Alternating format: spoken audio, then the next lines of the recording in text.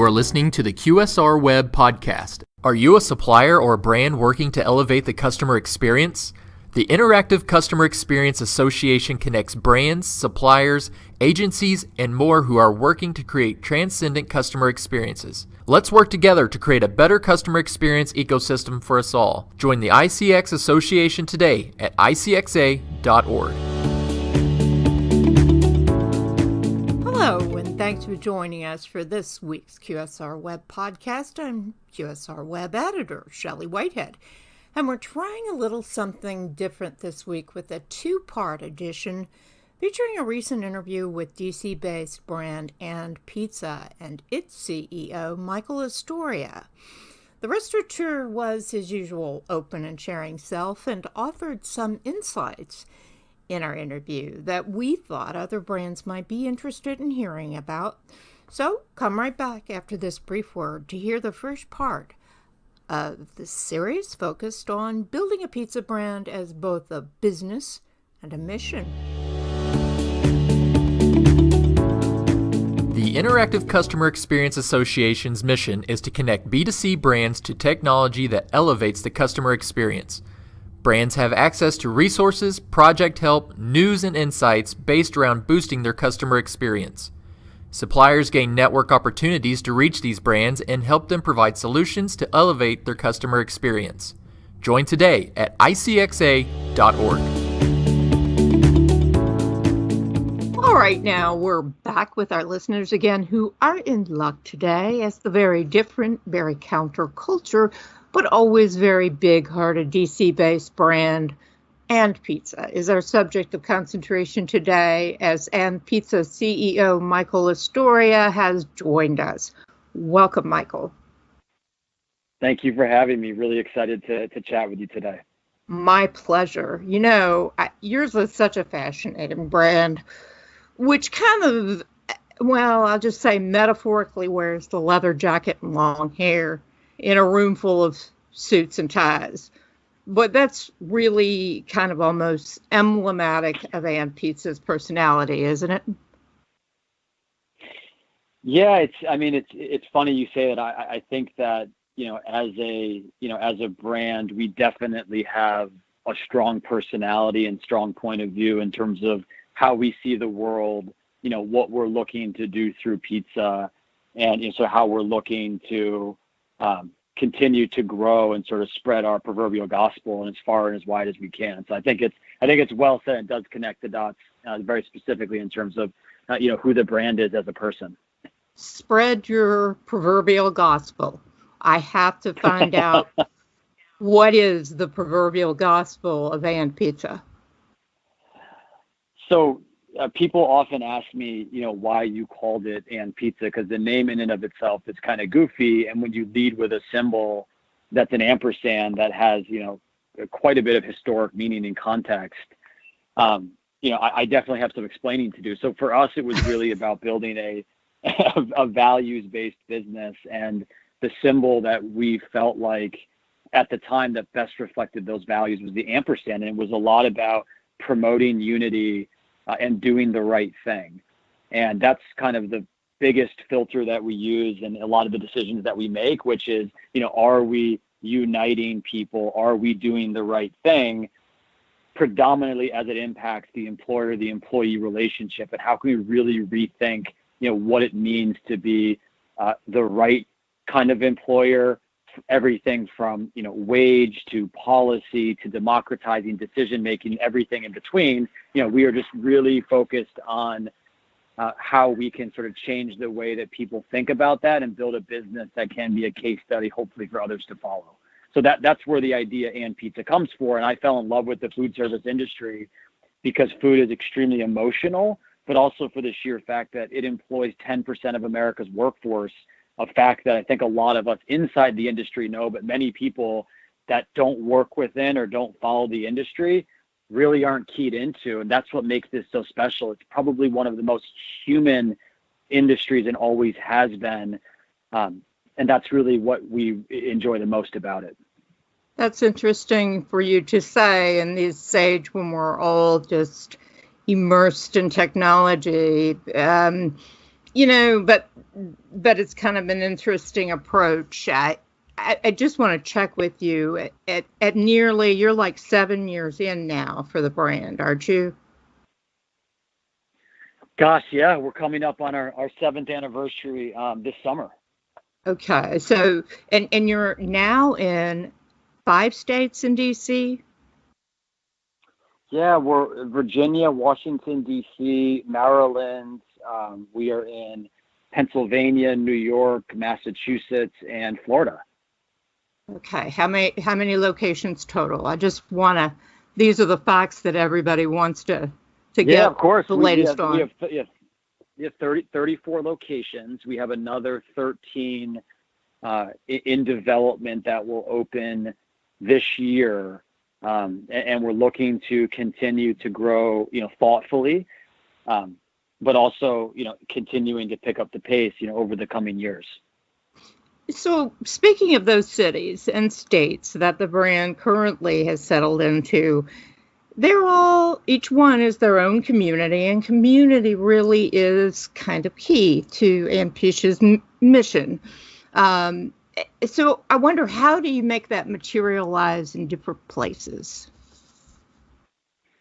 Yeah, I think a lot of it is about, figuring out the right way for us to fit in. I mean, we are very comfortable in cities, given the fact that we operate in, Washington, D.C., Baltimore, Philly, New York, Boston, Miami, some of the larger cities, and of course, high concentration in the Mid-Atlantic and Northeast.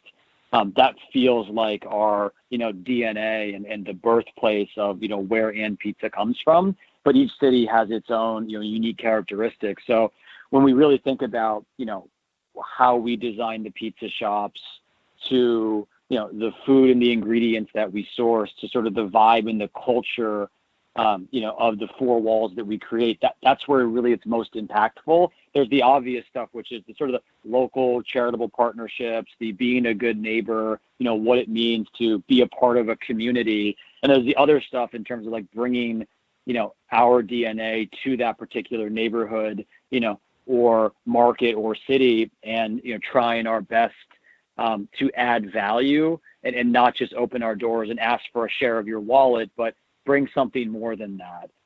Bring a community-based organization that, respects its people, that, pays a fair wage, that develops its people, that gets integrated into, anything and everything that's important to those that come to work for us, to those that have lived in that, neighborhood for decades prior to our arrival. So there's no real special sauce to do it. It's just really focusing on every single aspect of how we do fit in and how we do elevate, the neighborhoods that we serve on a constant basis. So, a lot of this entails a lot of social consciousness. The brand seems to be very socially conscious and have that kind of personality. So what kind of customer does that attract? And what do they want in a pizza brand? Yeah, I think it's fair to say that we're pretty woke as it relates to eyes being wide open. Part of that's because we're headquartered smack dab in the middle of Washington D.C., which is, I think, more popular now than probably ever before, at least in the mainstream media, day in and day out. But more broadly speaking, we sell pizza, so I think generally speaking, our product appeals to the masses. I think the brand is a little bit more niche in terms of we're really focused on, a younger audience. We build the brand around the people and the culture of And Pizza in terms of those that come to work and dedicate their time, energy, and life for. So a lot of what you see externally in terms of how we market, how we present, it's who we are as a group of people. It's our culture, and our culture is basically the sum of our ingredients. The ingredients are our people. So as we're growing, as we're adding, bodies to the team, that ultimately becomes who we are. We focus a lot of our messaging internal on that. And so when you follow us on social, the stuff that we're doing, whether it's interesting internet culture stuff, right, or it's, social justice oriented, things or activities, that's really just us getting behind the things that interest our people, and putting the weight of the company behind it. And that's what makes, I think, the brand a lot of fun to come work for, and very relatable because we have a high dose of humanity. The brand is a human being. It has values, it has purpose, it has intentionality, and a strong point of view and a personality. And we're not ashamed to, communicate that way and sort of rip the Band-Aid off, which I think is a lot of fun. I mean, one of the things that we did most recently is you can't email us. And if you do find an email address, we don't really respond. You can't call us. All of our communication with our employees, we call tribe members, and our customers happens via text message. So we have hundreds of text message conversations that are happening day in and day out, and we're rolling out a full text commerce platform in the next couple of months here, where that's going to be the primary method of ordering pizza. And the main reason for that is that's the most human way today for people to communicate. And so it seems like that's very fitting for our brand. That's interesting. So text ordering, that's a whole new, that's, how's that going to go? And what is entailed in getting the brand up to speed with that? Well, the first thing was pushing all communication to sort of a one-to-one vis-a-vis text, which we've done. And so getting an understanding of, what customer service looks like, what types of, questions are coming into us, what things do we need to respond to, and getting really good at having that buttoned up. And then getting ready to flip the switch where we're going to be, taking all of our orders or most of our order flow through that platform. I quite frankly think it's such a better experience, because this notion of, ordering from someone, ordering from a human being, despite doing it through, a cell phone or mobile device, where you can actually have a one-to-one conversation. Imagine you place an order and seconds later you realize that that wasn't the order that you wanted, or you weren't going to be able to pick it up in 10 minutes, or you wanted it delivered in 45 minutes, not 15 minutes, and everything in between. The ability to just fire off a text message and chain things in real time and talk to another human being that fundamentally gets it or gets you. Or if you just have questions about, hey, I'm thinking about ordering this, what pairs well with that? Or, hey, I'm new to And Pizza, any recommendations? So I think it's finding a way to leverage technology to actually become more human and have a higher dose of humanity, where you can truly engage in one-to-one conversation thoughtfully, in a way that feels like two people are standing in front of one another or talking next to each other. And that's really a lot of the things that we're trying to do.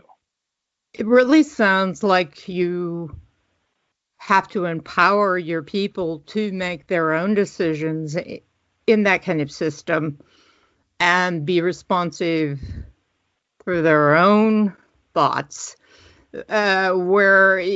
Am I correct? Because it seems like scripts are handed out to employees quite often, and, you respond like this. So how much empowerment do you have to give to an employee to be able to work with a system like that? Well, you picked up on the most important aspect, which is it doesn't work if it's scripted.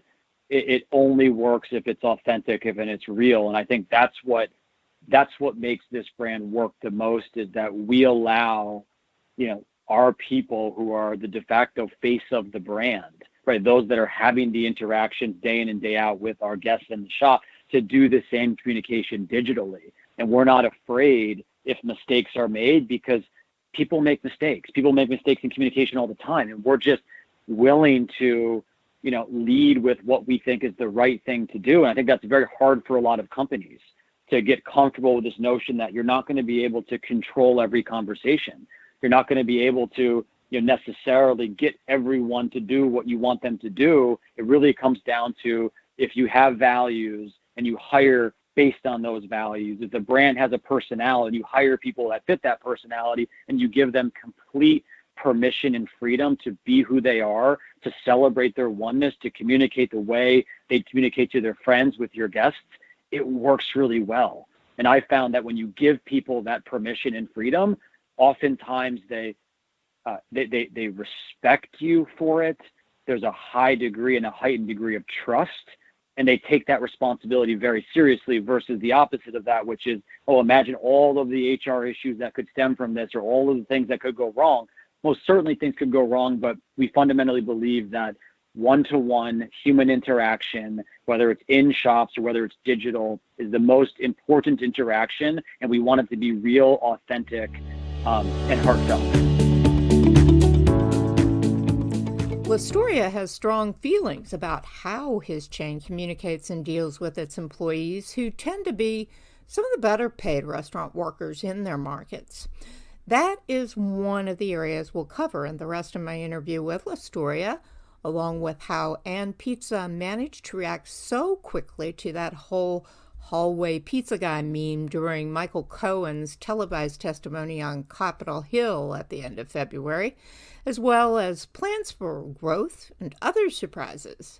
So come back and listen to the remainder of the podcast on this site, YouTube, SoundCloud, or iTunes, beginning Wednesday, March 13th. Thanks, and have a great day and even better business.